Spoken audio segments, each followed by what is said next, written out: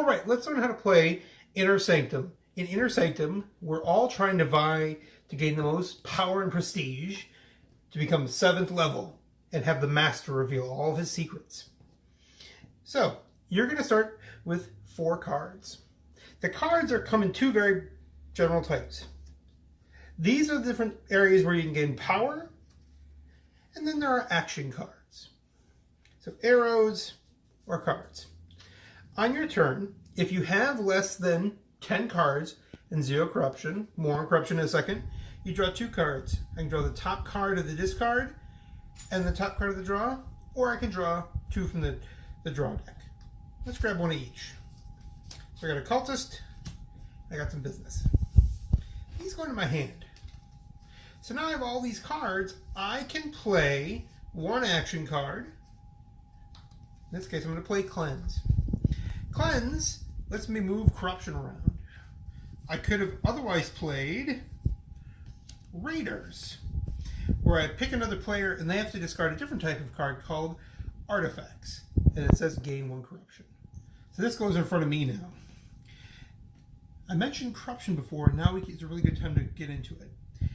As your corruption increases, different effects take place.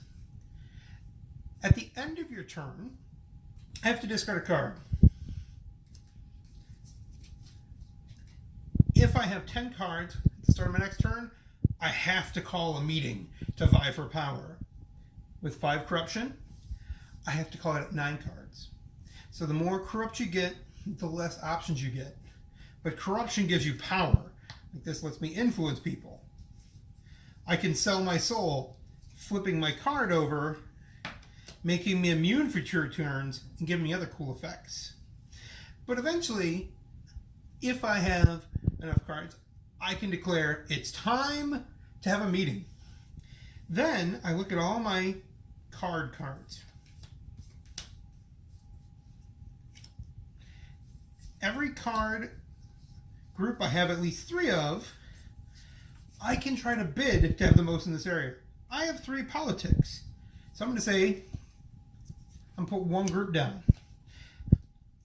Depending on my level of corruption, I can save cards. So I could save these 2 rituals and cultists and my business for later. I can only keep 4, so that guy has to be discarded. So these I'm going to save. If we all simultaneously reveal our groups, if I won with 3 politics, I get a politics token in front of me. That's the other part of the game. If you win these bouts, you gain these tokens, which you can spend later for special effects. If I lose, depending on the number of cards I put in, I gain corruption. I can only have 1 of each type of token. For every group I win, I move up a level. You can move up multiple levels in 1 turn. Then, I have my cards from the previous turn. We shuffle all the spent cards and deal out new cards depending on how corrupt you are. And when somebody finally reaches 7th level, the master reveals their secrets, and they are the new rulers of the Inner Sanctum.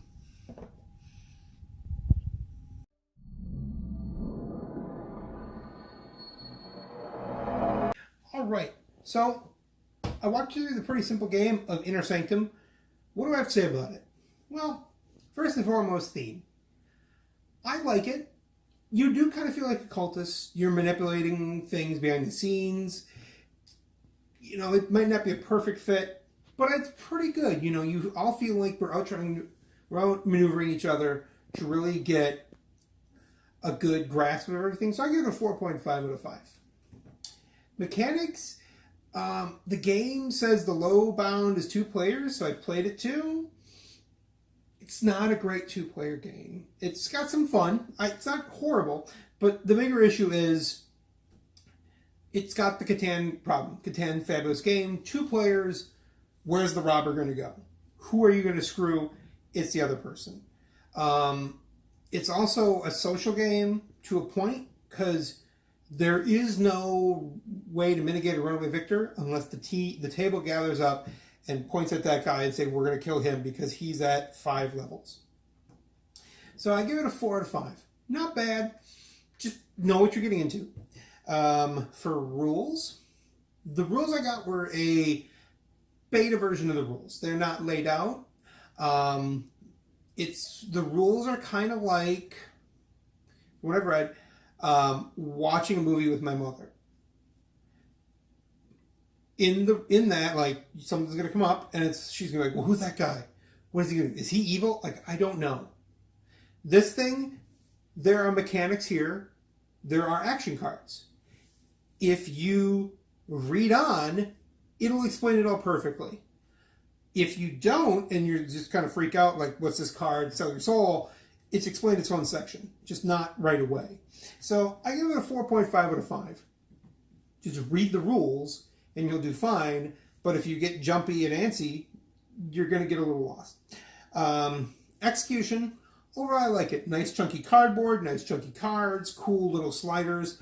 I give it a 4.75 out of 5. It's a good. I like the execution. Box is small, easy travel. Doesn't take a big table footprint. It's everything it says it's going to be. So overall, 89%.